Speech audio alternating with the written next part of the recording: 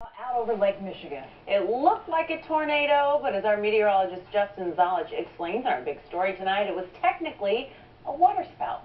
I mean, this is the first time I've ever seen anything like it, so it's pretty cool to see.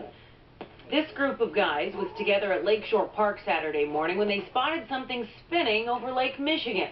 These are pictures of what they saw. The thin one became thicker, and then there was a funnel that started to form. Just the big one and then the two smaller ones. And they weren't the only ones who saw it. Between 10 and 11 Saturday morning, Fox 6 started hearing from viewers. We are getting a lot of emails, a lot of Facebook posts, people asking what's going on. It was a twister of sorts, but as our meteorologist Justin Zolich explains, it was technically a waterspout. Waterspouts are actually pretty typical this time of year. A lot of it has to do with the fact that the lake water, Lake Michigan, is so much warmer than the air. Justin says right now Lake Michigan is around 65 degrees, and Saturday morning the air was about 48 degrees. The warmer air off the lake rises, but when you combine that with lake breezes and showers up ahead, it creates a perfect scenario. If you get winds going in different directions, and if that wind shear interacts with the updraft, that actually causes the updraft to spin or rotate up into those clouds.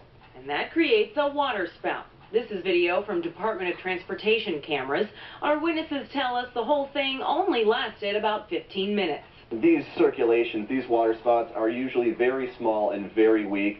None of them have come onto land so far today, so that's why we didn't have any tornado warnings. And perhaps why these guys describe what they saw not as scary, but pretty cool. It was pretty amazing, I don't really see it too often where it's stormy on one side and bright on the other side. No, that's a really nice experience.